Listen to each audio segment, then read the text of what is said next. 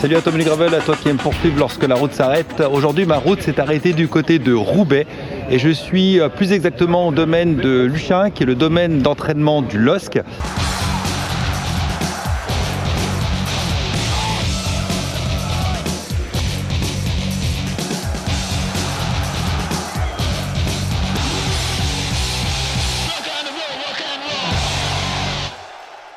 Avec, comme vous voyez, en fait, la team Specialized et particulièrement là-bas Peter Sagan. Et je vais avoir la chance de rouler avec Peter pour tester le Roubaix ici présent.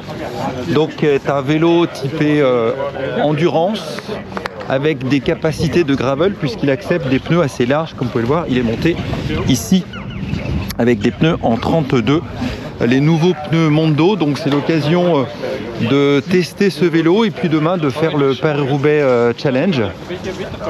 Donc je me sens un peu privilégié parce que c'est quand même sympa de pouvoir rouler avec Peter Sagan, qui de près est déjà impressionnant quand on le voit sur réseau, mais de près il est super baraque en fait.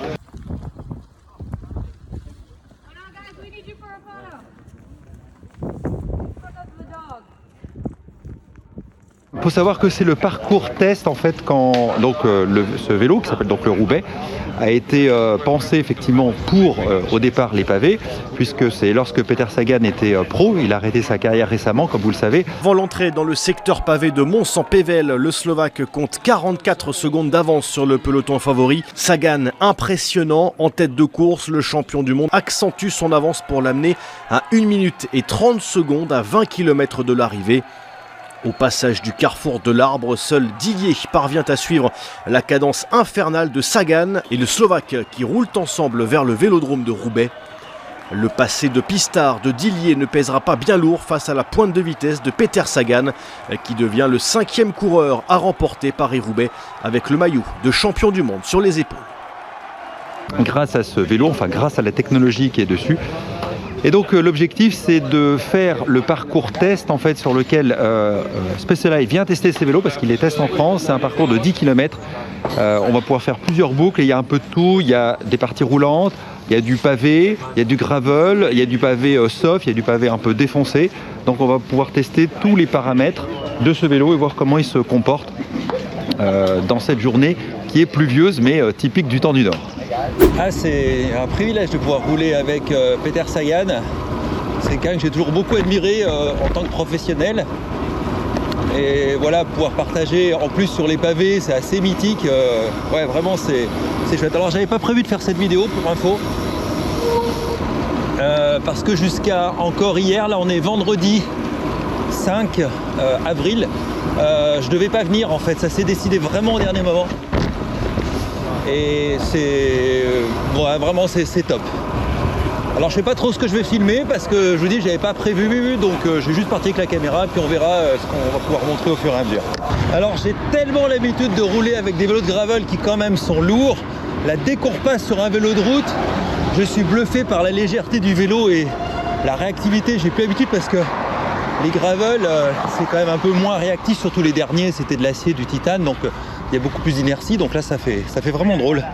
Alors comme je l'évoquais dans l'introduction, c'est une boucle de test qui fait 10 km qu'on va pouvoir faire plusieurs fois avec des essais de pression de pneumatiques différentes. Là j'ai 3 barres .3 à l'avant et 3 barres .5 à l'arrière. Sachant que je vous affiche à l'écran là le tableau qui nous a été présenté des pressions recommandées. Regardez bien la colonne côté poids, c'est pas le poids du cycliste, c'est le cycliste plus le vélo plus les équipements. Parce que c'est vrai que souvent on prend que le poids du cycliste, mais pour ajouter les pédales, les vêtements, parfois des sacoches de bikepacking ou l'équipement de base, ça change la donne.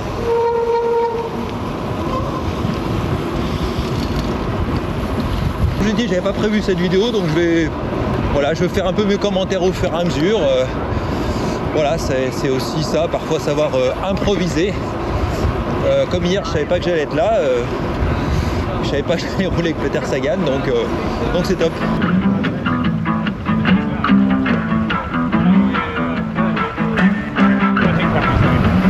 Hey yo!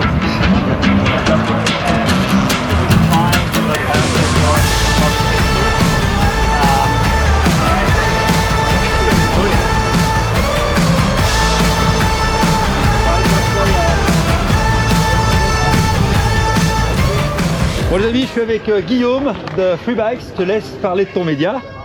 Eh ben, on est un média en ligne, écrit, on fait pas de vidéo, mais peut-être un jour. On va pas rentrer en concurrence avec en partenariat, on va dire. Ou en partenariat, voilà. Donc retrouvez-nous sur tribikes.fr. Voilà, et qu'est-ce qu'on trouve comme type d'article sur... Alors on parle de matériel, on parle d'entraînement, on parle de conseils de préparation, du coaching en général, et puis on parle un peu des pros, on présente les courses pros avec un guide pour les suivre à la télé, parce que ça peut être intéressant quand même. Et puis on parle de vélo, de triathlon et de gravel. Donc je vous mets tous les liens sous la vidéo pour aller sur Freebikes, et moi je trouve que c'est un excellent média, et je dis pas parce que Guillaume est à côté de moi, mais les articles sont souvent extrêmement qualitatifs et pointus dans les analyses en règle générale. Bon là on va attaquer les secteurs pavés, juge de paix. Hein. Allez. Là ils sont tous trop installés, carrefour de l'Arbre, mythique, connu. Allez, c'est parti.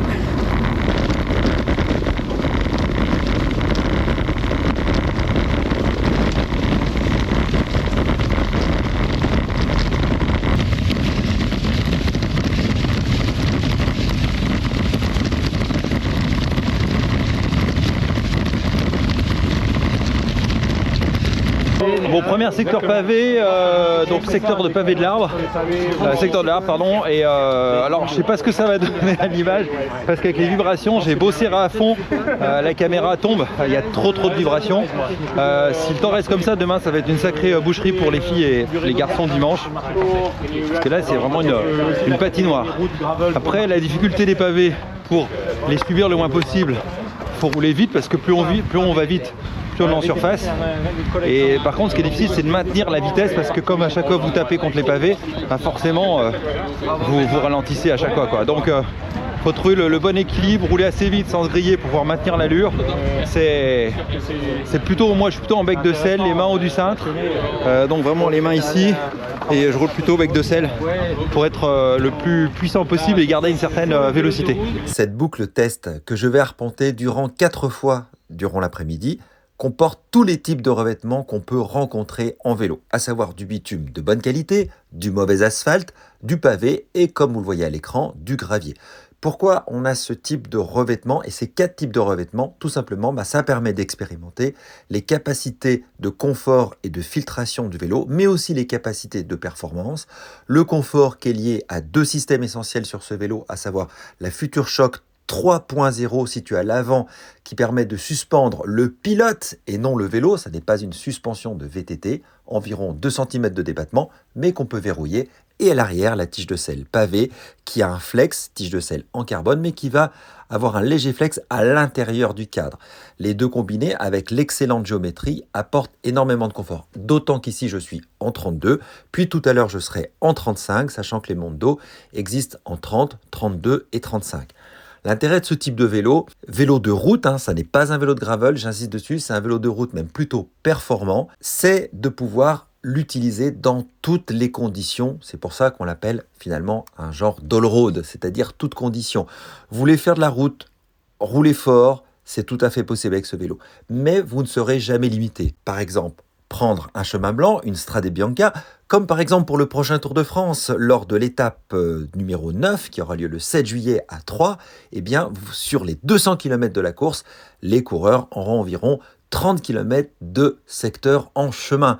C'est une nouveauté qui arrive sur le Tour de France, mais c'est également en vélo, ça correspond aussi à l'usage qu'on peut avoir aujourd'hui en route, c'est-à-dire pas que forcément du bitume de très bonne qualité, mais aussi pouvoir couper à travers une forêt roulante, couper à travers un bord de canal. C'est vraiment l'essence même de ce vélo.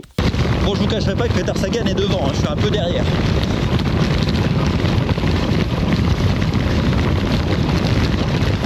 Après être repassé au stand, je viens de faire un changement de pneumatique. Première partie, j'étais en 32 avec 3,3 de pression à l'avant, 3,5 à l'arrière. Maintenant, je passe en 35 avec 2,6 bars de pression avant et arrière pour voir la différence de filtration. Et j'ouvre un peu plus la FutureShock que je n'avais pas complètement ouvert sur la première partie.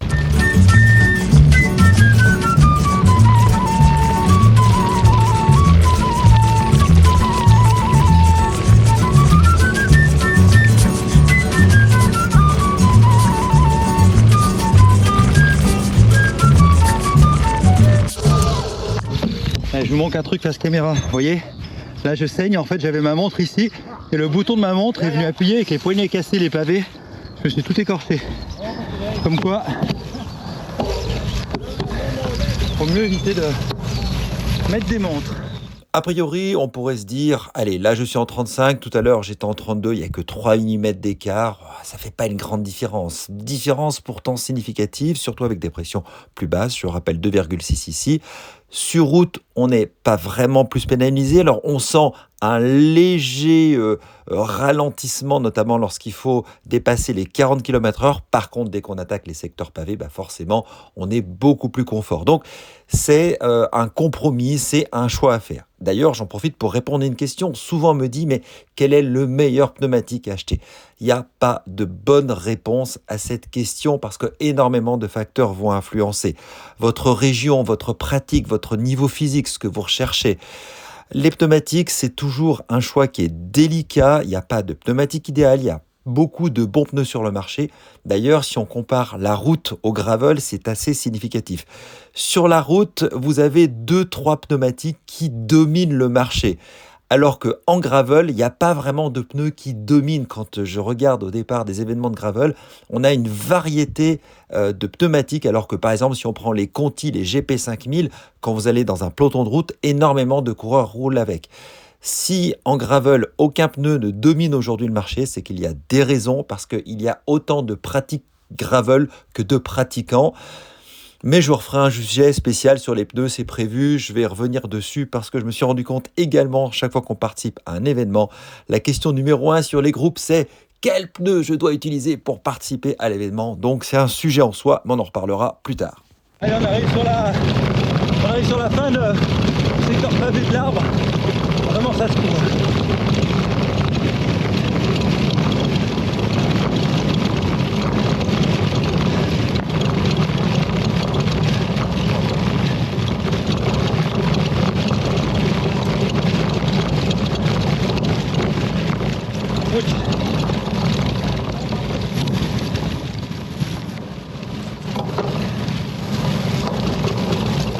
Bon les amis, on est au terme de la vidéo. Alors 2 choses importantes à vous dire. Peter Sagan est un garçon extrêmement sympathique, très impressionnant physiquement quand vous êtes à ses côtés. C'est pas un Romain Bardet, hein, c'est vraiment quelqu'un qui est vraiment costaud, baraqué, très sympathique. Après j'aurais aimé échanger plus avec lui, mais il y a plein de monde qui est autour et ouais, je trouve que ça fait un peu groupie sinon, mais je suis vraiment fan de ce personnage parce que je trouve que parfois, chez les professionnels, il y a des gens qui sont très sérieux, pas marrants. Lui, il a apporté un vrai vent de fraîcheur, il a apporté du fun et une carrière, je trouve, vraiment admirable. Bref, absolument fan de Peter Sagan. Et puis, deuxième chose que je voulais vous dire pour conclure cette vidéo, ce Roubaix, donc SL8, ici en première prise en main, je pense qu'il répond à 2 questions importantes que se posent beaucoup de coureurs de route. D'un côté, on met la performance et de l'autre côté, on met le confort. Et ça, c'est une croyance. Il y a encore beaucoup de cyclistes de route qui pensent que pour qu'il y ait de la performance, il faut qu'il y ait de la rigidité, qu'il n'y ait pas de confort. Or, toutes les expériences scientifiques, les tests l'ont largement démontré aujourd'hui. Plus de confort, c'est aussi plus de performance. Certes, un vélo plus rigide va apporter un rendement qui est accru, mais très rapidement, au bout de 100 bornes, on est complètement cassé. Alors qu'avec ce type de vélo, on va améliorer de la performance. Et puis deuxième également croyance auquel ce vélo répond, c'est qu'avec des pneumatiques plus larges aujourd'hui, on voit que les pros roulent en 28, là j'étais en 32, avec les pressions adaptées, j'insiste, avec les pressions adaptées, en tubeless, là une nouvelle fois, avec des pneus plus larges, on va aussi vite, voire même plus vite et avec beaucoup plus de confort qu'avec des pneus plus étroits. Je sais qu'il y a ces croyances encore chez beaucoup de cyclistes de route, vélo rigide, pneus étroits, énormément de pression. Alors psychologiquement, on peut avoir l'impression d'avoir beaucoup de rendement, mais pour les cyclistes de route, vous n'êtes pas obligé de me croire sur parole, mais essayez un vélo plus confortable, des pneumatiques plus larges, et regardez vos performances sur Strava, Vocom, et vous constaterez que vous allez vous améliorer. Toutes les études convergent dans ce sens-là. Parce qu'effectivement, avec du confort, on gagne en efficacité et le confort ne s'oppose pas du tout à la performance. Voilà, dites-moi dans les commentaires, vous, comment vous appréhendez cette notion. Et puis donc, demain, c'est Paris-Roubaix Challenge, je dis ça demain, mais je tourne la conclusion. J'ai déjà fait Paris-Roubaix Challenge, mais voilà, c'est pas toujours dans l'ordre quand je fais les plans, mais j'ai pas pu faire la conclusion hier, donc je la fais maintenant. Mais bon, bref, vous verrez la vidéo dans l'autre sens. Allez, on se dit à très bientôt, pensez à vous abonner, pensez à lâcher un petit pouce bleu. Encore merci, j'ai rencontré beaucoup d'abonnés aujourd'hui à Roubaix, c'était un vrai régal. J'adore la communauté et vous êtes formidables, et donc c'est moi qui vous applaudis et c'est moi qui vous encourage. À bientôt, ciao ciao. De facilité, le champion du monde s'est même permis une réparation manuelle sur sa machine. Définitivement le plus fort sur cette édition, Sagan entre un peu plus dans le clan fermé des très grands champions du cyclisme.